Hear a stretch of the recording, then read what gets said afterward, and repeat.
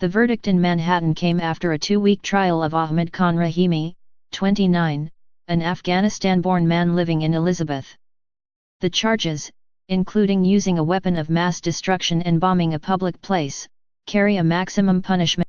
Prosecutors said Rahimi considered himself a soldier in a holy war against Americans and was inspired by the Islamic State group and Al-Qaeda to carry out the late summer attacks in New York and New Jersey. Rahimi, wearing a wrinkled blue shirt and beige pants, stared straight ahead and at the jury as he was found guilty of all 8 charges.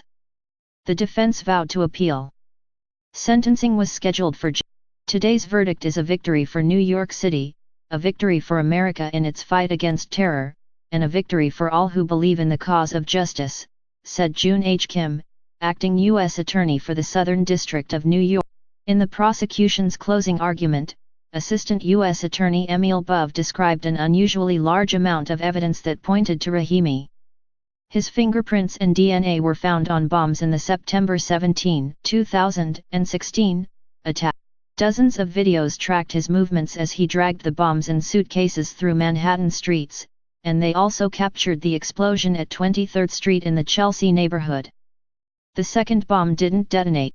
As a bomb squad investigator testified, prosecutors showed jurors a mangled, waist-high trash bin that was sent flying 120 feet across a busy street by the bomb. The government called it a miracle that nobody was killed by the explosive, which scattered ball bearings meant to serve. If that wasn't enough, Bove said, jurors could look at a small notebook that was on Rahimi when he was arrested 2 days after the attack following a shootout with police in New Jersey.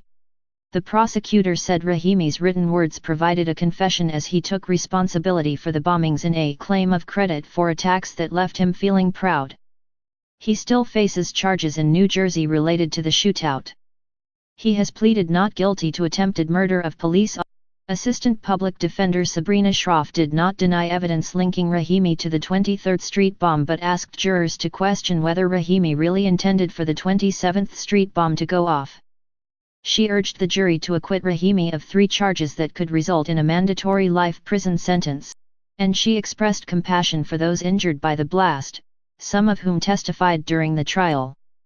"This is a difficult case for all of us because we are all New Yorkers," Shroff said. Prosecutors said Rahimi left his home before sunrise to plant a pipe bomb along the route of a Marine Corps charity race in Seaside Heights, NJ, an oceanside community.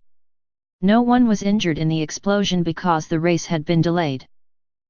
Hours later, Rahimi went into Manhattan, where he was seen walking from Penn Station to the street locations where 2 bombs were placed. The first bomb, hidden near a large trash bin, set off a blast that sent the 100-pound dumpster into the air, shattered windows, scattered bits of metal and caused people on the street to scream and flee the area. A bomb at 27th Street was discovered and deactivated before it could explode.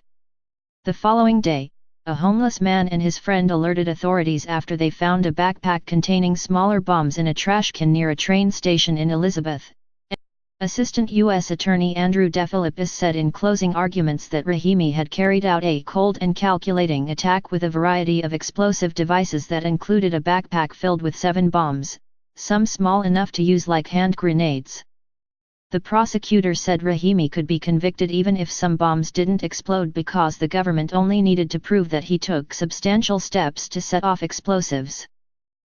Alluding to the numerous street videos jurors watched of Rahimi walking through Manhattan, DeFilippi reminded jurors that they had seen him take step after step after step, including after the 23rd Street bomb exploded. He said Rahimi was seen walking away so he wouldn't get hurt while others bled.